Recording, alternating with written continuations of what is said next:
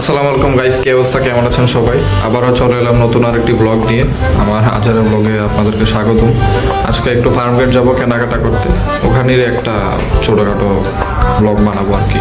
দেখি কি কি এক্সপ্লোর করা যায় ফার্ম গেট। তো ওখানে যেহেতু কেনাকাটা করতে যাচ্ছি, ভাবলাম যে একটা ব্লগ বানাই, অনেকদিন ব্লগ টক বানানো হচ্ছে না। তো আপনারা ব্লগটা এনজয় করতে থাকুন, আজকের ব্লগটা শুরু করা যাক। তো বের হয়ে পড়লাম সকাল 11:30 দিকে আমরা বের হয়েছিলাম। মনে হচ্ছে ভোরবেলা, অ্যাকচুয়ালি না, ওই দিনটা খুবই ঠান্ডা পড়েছিল, লিটারেলি কাঁপতেছিলাম আমরা, মানে এত ঠান্ডা। তো এই তো হেঁটে হেঁটে একটু সামনে গিয়ে ওখান থেকে চলে গেলাম মিরপুর 10 নম্বর মেট্রোতে করে আমরা গিয়েছিলাম। তো মিরপুর মেট্রোতে তেমন কোনো ফুটেজ নিতে পারিনি, কারণ ওখানে অনেক ভিড় ছিল। এই জাস্ট সিঁড়ি দিয়ে উঠতেছি, আর এই যে হচ্ছে ফায়ার সার্ভিস ক্যাম্প, এতটুকু রেকর্ড করতে পেরেছি। বাট ভিতরে অনেক ভিড় ছিল, তাই ভিতরে আর রেকর্ড করতে পারিনি। জাস্ট এতটুকুই, মানে জাস্ট আমরা উঠতেছি এতটুকুই রেকর্ড করতে পেরেছি, তাছাড়া রেকর্ড করতে পারিনি, তো সরি। তো এই চলে এলাম ফার্ম গেটে। এখানে একটু কাজ ছিল, আম্মু কি কেনাকাটা করবে, তো ওই জন্যই মানে মূলত আসা। আরও একটু কাজ ছিল, আমরা একটু এক্সপ্লোর করবো ফার্ম গেট, তো সেজন্য আসা।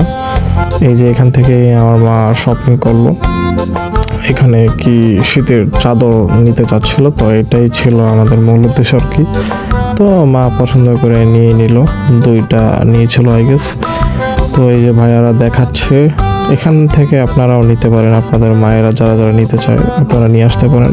ভালো মান, ভালো চাদরের, এগুলো মনে হয় অরিজিনাল চাদর, একদম কাশ্মীর থেকে নিয়ে আসে, ইন্ডিয়ার কাশ্মীর। তো আপনারা নিতে পারেন। দোকানের নাম ছিল কেনাকাটা।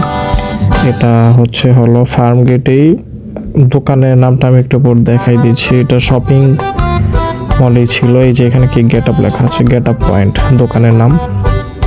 তো এটা হলো একটু পরে আপনারা দেখতে পারবেন শপিং কমপ্লেক্সের নামটা।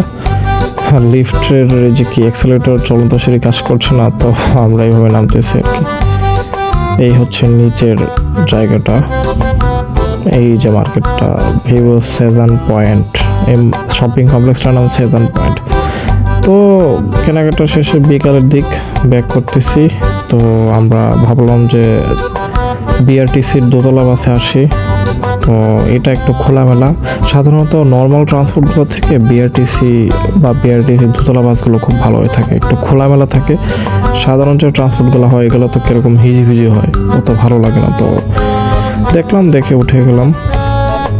এই যে সংসদ ভবনের সামনে দিয়ে যাই বাসটা, তো ভালোই লাগছিল, ভিউ দারুণ ছিল, আর সারাটা দিন ঠান্ডা ছিল, ভালোই লাগছিল।